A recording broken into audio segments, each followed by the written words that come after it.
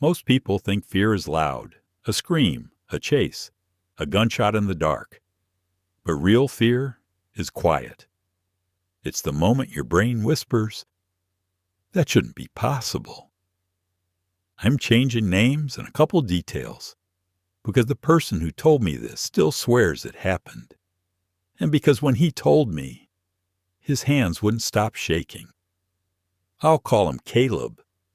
Caleb wasn't a kid. He was old enough to drive across the country alone, and young enough to believe nothing could really touch him. He needed quick cash, not rents due cash. He wanted a stack, 3 months of work, then a weekend he'd been planning for years. So he did it the old way. No apps, no apply now buttons. He walked into a job placement office, the kind with faded carpet, flickering lights, and a receptionist who looked like she'd seen every bad decision in town. He asked one question: "Who needs help today?" Most days, nobody did. Then one morning, right as he was turning to leave, the receptionist got a call. She covered the phone, stared at Caleb, and said, "You. Can you start now?" A pickup truck rolled up outside. The driver wasn't rude. He wasn't friendly either. He looked used up, like sleep had become a luxury he couldn't afford anymore. He didn't ask Caleb questions, didn't even confirm his name. He just nodded toward the passenger seat like it was already decided. They drove for hours. Highways so straight they didn't feel real.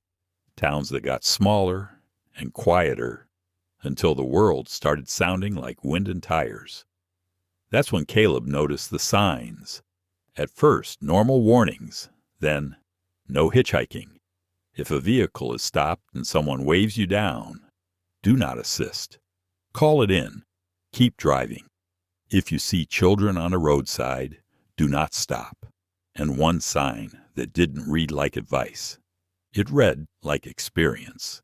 If you hit something at night, do not exit your car. Drive to the nearest station. Caleb said he laughed once.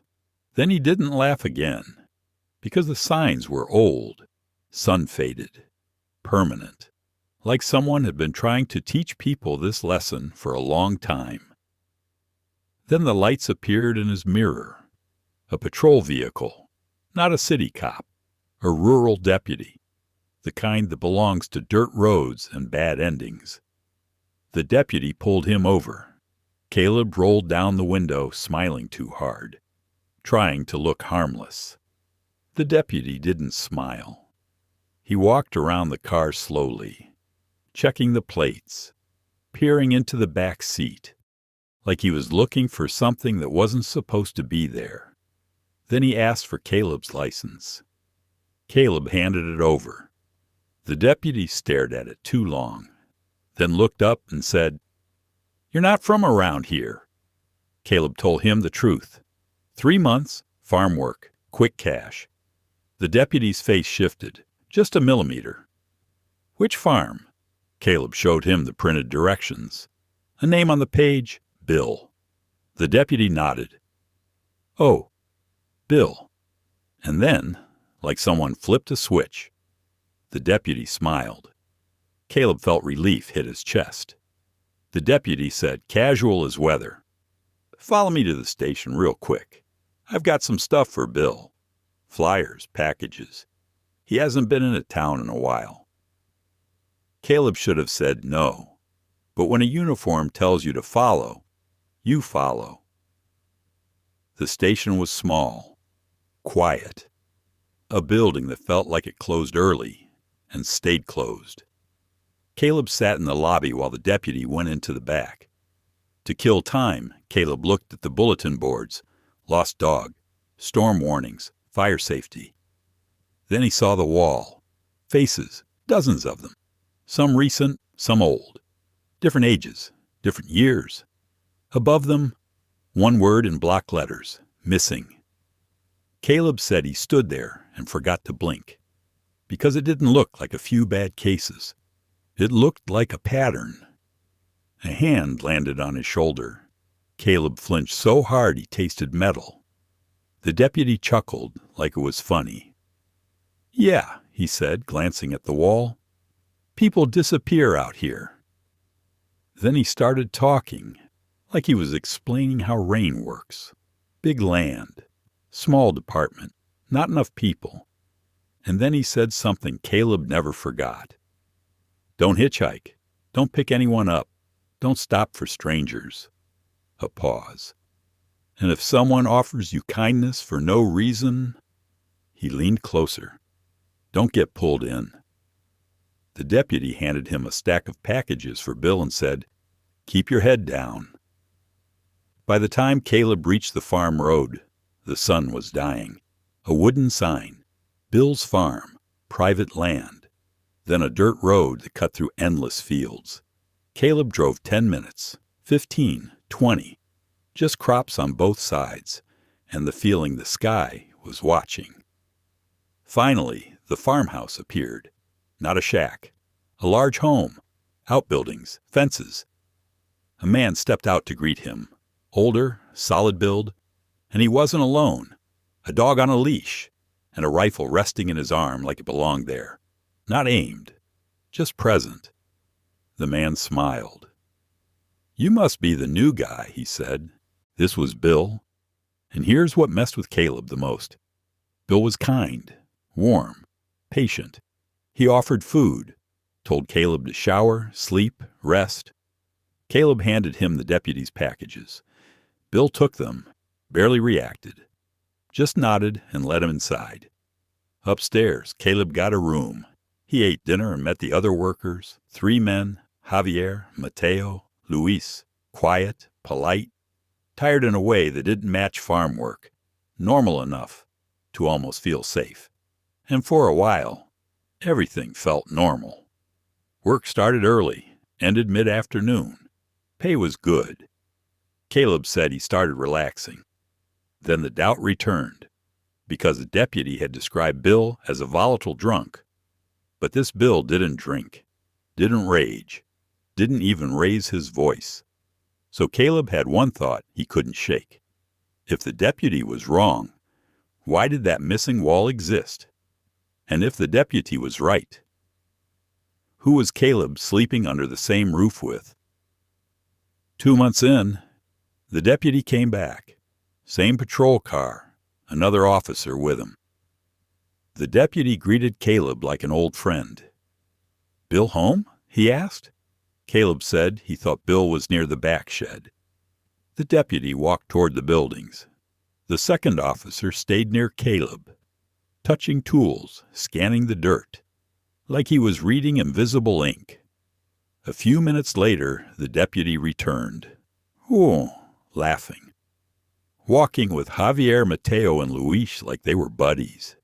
They said Bill had gone to town an hour ago. But Caleb knew something was wrong, because Bill's truck hadn't moved. And when the patrol vehicle drove away, Caleb watched the 3 men line up side by side and wave. Not casually, not naturally, like a rehearsal. Caleb's stomach tightened. He walked behind the shed to check the garage. Doors open. No truck, no dust trail. No sign anyone had left. Caleb turned to go and froze. Javier was standing there, too close. Javier smiled. Not friendly, not angry, just still. "What are you doing back here?" Javier asked. Caleb's instinct screamed, so he lied. "Forgot a tool," he said, forcing a laugh. "Thought I left it here." Javier stared for a beat, then patted Caleb's shoulder, like a father. "Lot of work tomorrow," he said softly. "Get some sleep." That night, Caleb went upstairs early. He fell asleep fast. Then he woke up to the house shaking, crashing, shouting, boots pounding the floor. He crept out of his room and looked down over the railing and saw the living room torn apart, furniture overturned, one of the men on the floor, another restrained, flashlights slicing the dark. Then a hand grabbed Caleb from behind. "On your knees! Now!" Handcuffs snapped shut. Caleb said his brain couldn't keep up. Too many police. Too many guns. Too many voices. Then a shout from the kitchen, and one gunshot, just one. Then the kind of silence that tells you someone isn't standing anymore. A voice. "Suspect down." Caleb stared toward the kitchen, trying not to see. And then the deputy stepped into view. The same deputy. Their eyes met. Caleb opened his mouth, but no sound came out. The deputy said, flat and cold, "Not here." They took Caleb to the station. Hours of questions, exact times, exact locations. Who said what? Who went where? Then the deputy came in, exhausted, and sat across from him. "I didn't think you were in on it," he said. Caleb's throat went dry. The deputy told him the truth. Earlier that day, he'd asked Caleb casually, "Bill treating you okay?" Caleb had answered honestly, "He's great, kind, sober." The deputy said that answer made his skin crawl. Because the real Bill wasn't kind, wasn't sober, and hadn't been seen in almost a year. Then he pulled out 2 photos. The first photo was the man Caleb knew as Bill. Caleb nodded instantly. "That's him." The deputy didn't blink. "That's not Bill." Then he slid the second photo across the table. A different man, bigger, rougher. A face that looked like it had been carved by bad decisions. "This," the deputy said, tapping the photo, "is the real Bill." Caleb said the room felt colder, because the deputy leaned in and said quietly, "That farm wasn't a farm. It was a hiding place, a pipeline, a place where people came for work and didn't always leave." Caleb remembered the signs. "Do not stop. Do not help. Do not get out." The deputy said they'd raided the property because something didn't add up. A Bill who doesn't drink. A Bill who's kind. A Bill who never goes into town. That wasn't Bill. That was someone wearing his life like a coat. Caleb was cleared after a couple days, released, told to leave the area immediately and never come back. And when the shock wore off, he realized the sickest part. Those signs on the highway, they weren't paranoia. They were instructions carved into metal, because too many people learned the lesson too late. Caleb told me the deputy's warning still echoes in his head. If someone offers you kindness for no reason, don't get pulled in. Caleb stared at me and said, "I didn't get pulled in. I drove myself in." So if you're ever out on a road like that, and you see a sign telling you not to stop, don't roll your eyes. Don't laugh. Just keep driving. Because some places aren't haunted. They're worse. They're organized, and they're patient, and they're counting on you to believe nothing bad ever happens in the quiet. Good night. And if you're listening with the lights off, don't turn them on.